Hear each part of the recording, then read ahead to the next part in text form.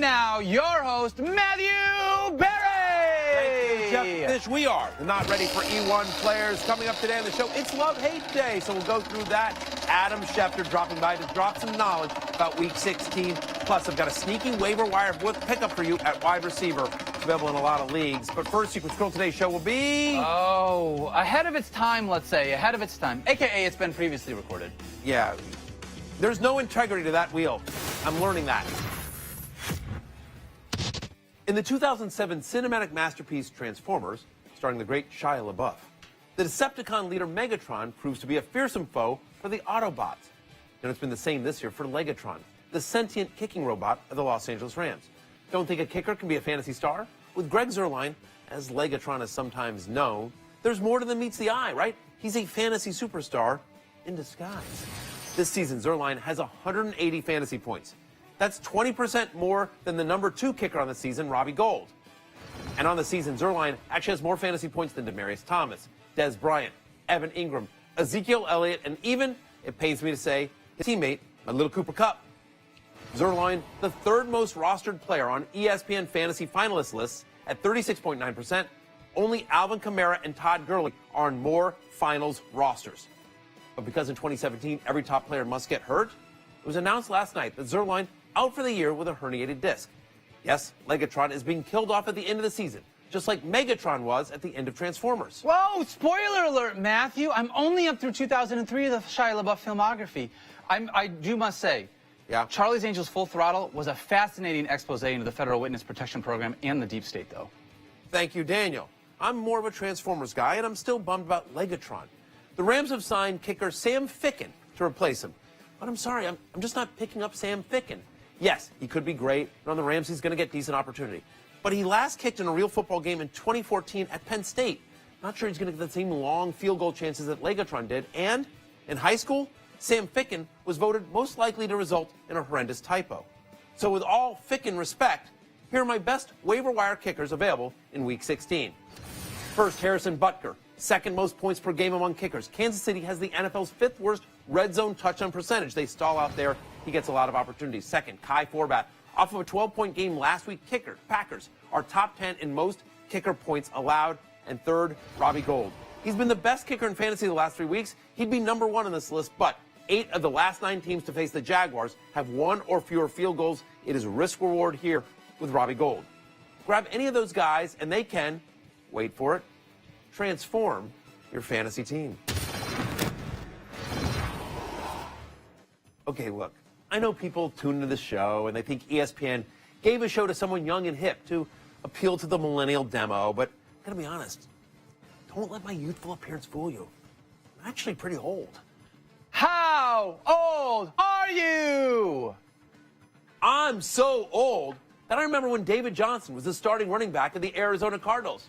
I'm so old, I remember when Andre Ellington was Arizona's lead back in Week 2. I'm so old, I remember when Chris Johnson got 32 snaps in Week 4. I'm so old, I remember when the Cardinals traded for Adrian Peterson. I'm so old, I remember when Kerwin Williams took over the job in Week 13. Been a long season for the Cardinals, and just following along has aged me. I no longer look a youthful 23, but I'm more of a wise and rugged 24. Yeah, sure you do, buddy. Hey, by the way, did you remember to take your fiber supplement today? I did indeed. Awesome. It's getting things moving again. And now let's get things moving with this segment, right? Kerwin Williams missed practice on Wednesday. It's uncertain if he's going to be healthy enough to play on Sunday. If he's a go, I do like Williams as a flex play against a Giants defense that's given up the 2nd most rushing yards in the NFL this year.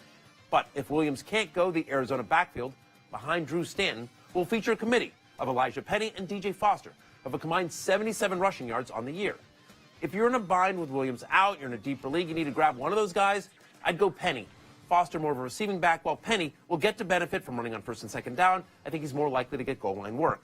But both would be, at best, very shaky flex plays this week with lots of risk. In all the coverage this week of Aaron Rodgers being out for the season, you may have missed the news that Davante Adams will also miss Sunday's game against the Vikings and could sit out the rest of the season as well after suffering another concussion on Sunday. Meanwhile, Jaguars wide receiver Marquise Lee also question mark entering the weekend. He missed last weekend's game against the Texans, didn't practice Wednesday with that ankle injury. So if getting a receiver off the waiver wire is your Christmas wish, first of all, maybe shoot a little higher next year. And second, I'll be your waiver wire Santa. Here are the top wide receiver targets still available in more than 50% of leagues. Mike Wallace, they're in 57% of leagues. How about Dede for part of that high-octane Jaguars offense? You heard me. Also, Keelan is his teammate. Paul Richardson's out there in over 6% of leagues. And Kenny Stills out there in about half. Of those receivers, I like Mike Wallace the best. Think about this. The Ravens offense has scored 31 points a game since Week 11. That's tied for second most in the league. Joe Flacco actually playing really well. And Wallace has twice as many receiving yards as any other Raven in that span. Jeremy Maclin not 100%. Meanwhile, the Colts defense, they're in the bottom 8 in terms of most fantasy points allowed to wide receivers this season. And no defense has allowed more catches, at least 20 yards downfield, than Indy. We know Wallace is a deep threat.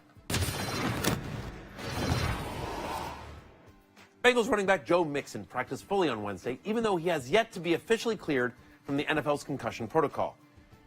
Yeah, the NFL's concussion protocol, even more confusing than the league's catch rule.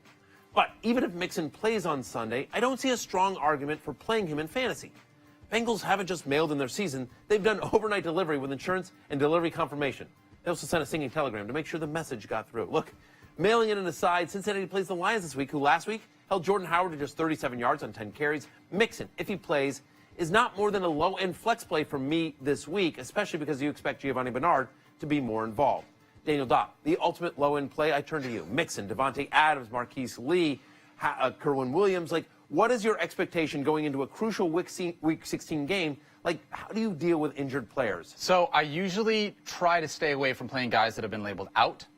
I think that is helpful. That is smart. A lot of people say you're dumb, but you know what? But listen, I got you here, all right? Nice job. So here's the thing. I have Giovanni Bernard in the league. But for somebody like that's just coming off an injury, like a Joe Mixon, like what are you doing with a guy like that? I mean, to be honest, for me, if it's not somebody that's a stud, I try to look for whatever the safe floor is, because in ESPN standard leagues, the playoffs are week 16 and 17. So I don't want to get a 0 that first week. Sure, of course. So I would rather have somebody come back and play someone maybe a little bit safer for me, knowing it's a 2-week playoff, and let's see how they come back and then maybe look at them in week 7. I think your advice is well taken. First off, yes, if they're out, you don't play them. Yeah, but more importantly, unless they're a stud, the injury risk is too great. Like, you know, if somebody's sort of limping in and trying, there's no reason to settle for like a third tier, a number 3 wide receiver or a flex running back.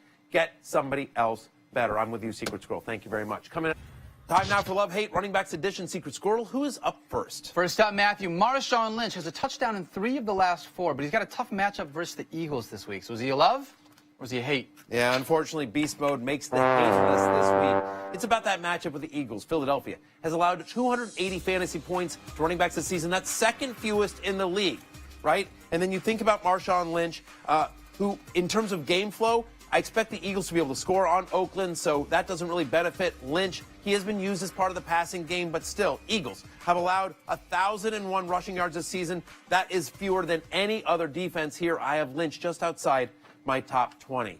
Who's next? Next up, Dion Lewis taking on a Bills team that has surrendered just under 2.8 billion points to running backs this year. Is he a love or is he a hate?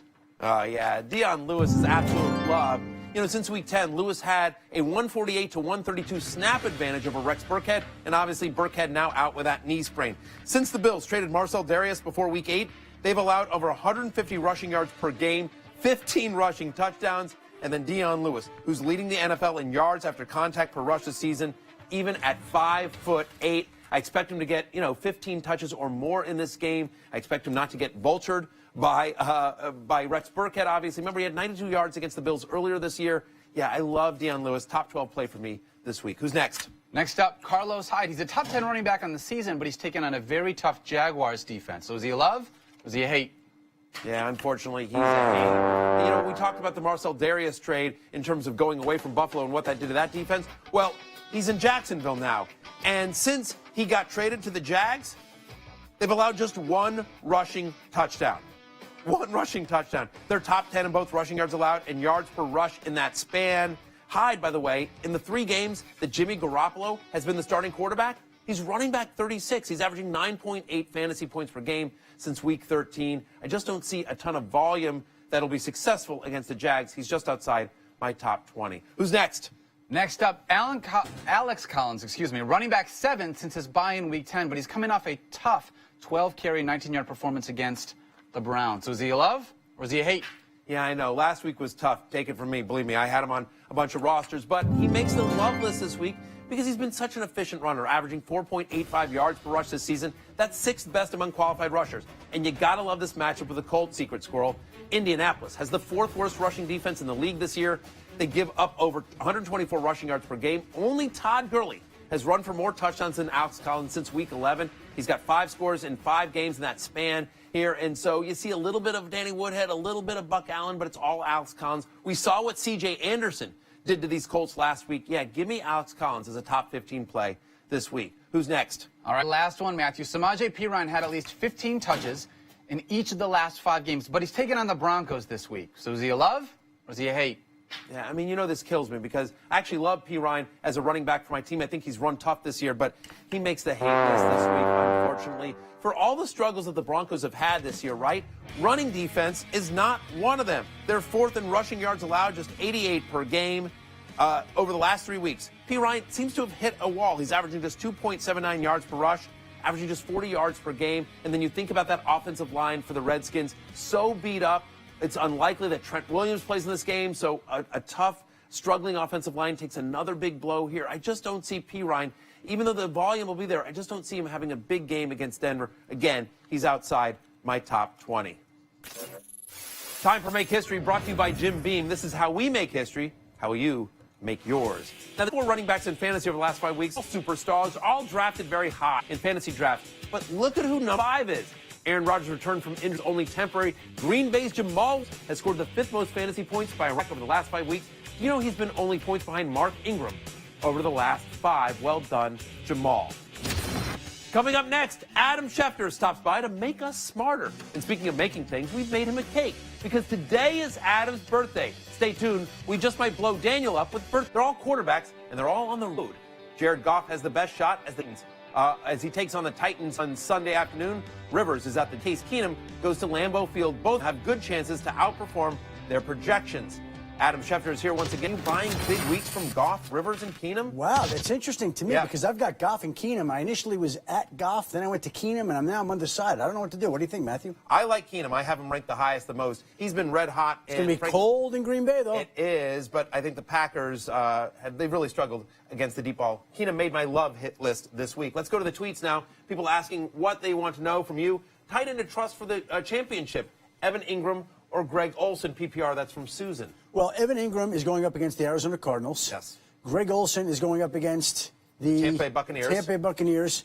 Olsen is coming off a big game. Yeah, he is. I'm going to go Greg Olsen. I'd rather trust Greg Olsen than Evan Ingram. Although Patrick Peterson may take away Sterling Shepard, which leaves Ingram as the lone option there. Well, Peterson tends not to go into the slot where Sterling Shepard plays the majority of his routes there. It's a good matchup for Olsen. I think I'm probably going Ingram here just because he's been more consistent all year long. Arizona hasn't been great against tight ends. Every time I've gone to Ingram, yeah, hasn't worked out. Hasn't worked out. I'm just telling you. All right, Susan. So there you go. I think you're in good shape either way. Both guys should have good games. Swaggy Mitch wants to know, will his 38-year-old son Bill get him a present this year, Adam? Better. Bill, he better get a present. Yep. They're 38 years old. He should be getting a present at this point in time. Dads deserve presents. I'll just say this. I'm a father. You're a father. We both deserve presents, absolutely. But I like the fact that people assume that not only are you reporting on the NFL and the NBA, you're also reporting on family dynamics. And it should be. That should be the case. It should be a non-issue here. Absolutely. All right, there we go. Let's move to this guy, the outrageous one, who wants to know, I'd like for you guys to ask Kareem Hunt how his vacation went mid-season and if he brought us back a souvenir. Hashtag out of playoff saltiness.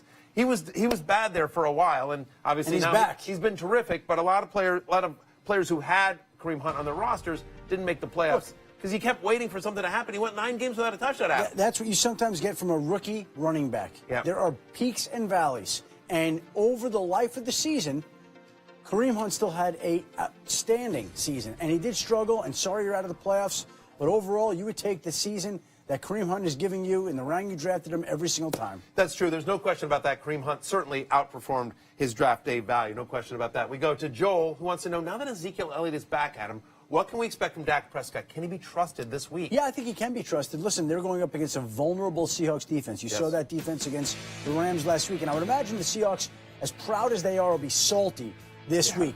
But the fact of the matter is, I think Dallas is going to get an emotional boost from getting back Zeke, and I think that's going to elevate both he and Dak against an undermanned Seahawks defense right now. No question about it. Weeks 1 through 9 with Ezekiel Elliott in the lineup, Dak Prescott averaged over 21 fantasy points per game. So he elevates him, I think. Absolutely. We both agree there. This comes from your mother, at Shirley Schefter. Oh, wow. It's Adam Schefter's birthday. May he have a year of good health, great happiness, and many more informational scoops. Well, that's quite a message from Mom. Happy Yeah, birthday, Shefty, from your mom, from myself, from all of us here at the Fantasy Show. And Well, What about tweeted me there, pal? What about me? In honor of your birthday, Yeah. Strawman has a Hey. few things to say. Yes, Mr. Schnurfter.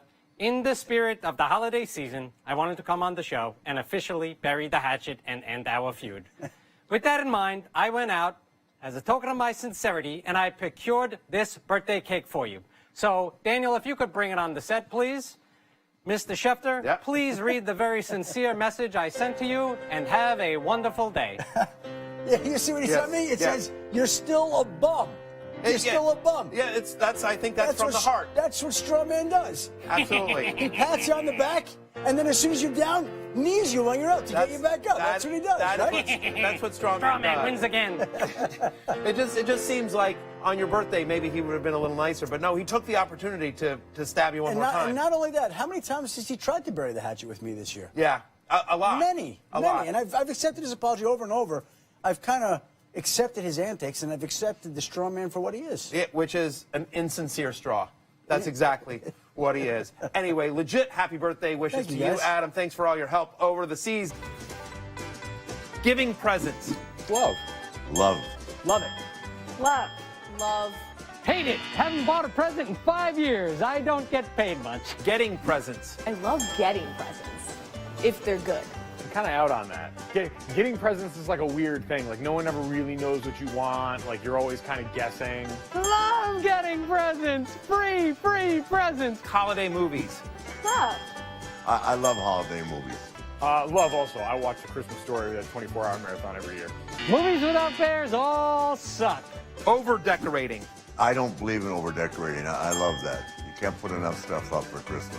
Love, mostly because I don't do it, but I get to watch other people do it. Entertainment value. Bear don't decorate. You know, my den, no decorations. Can't afford them. Ugly sweaters. Love. I got a rack of those ready to go. Ugly sweaters. Hate them. I'm a bear. I don't wear a sweater. Ah! All right, there is Monday Night Football on Christmas this week, and what better matchup than Raiders-Eagles? Will Philadelphia fans boo Santa Claus again? Our coverage kicks off at 6 p.m. Eastern with Countdown. Tough year for the Buccaneers offense, though Mike Evans does have 5 catches and a touchdown last week, right? He has been outperformed over the last half hour by Baltimore's Mike Watt. Suddenly, the top receiver on a top-scoring offense since Week 10. Heads up, let's get a very beatable Colts secondary this week. Time now for our daily reminder. Hey, don't be this guy. Today's video was sent in by Ben Hayes. Ben had to record himself singing and dancing in a onesie to Mariah Carey's All I Want for Christmas Is You. Secret Squirrel, your thoughts? I'm confused. So you're telling me I lose a league, I have to dress up in cool pajamas, sing a Christmas carol, and drink an adult beverage? Yeah, this isn't a punishment. This is like my Thursday morning. Like, dude is okay. Well, we need to talk about your Thursday mornings first off. Absolutely. It's the best morning of the week is what it is. Listen, I'm not disagreeing with you. Do you have a onesie like that? I have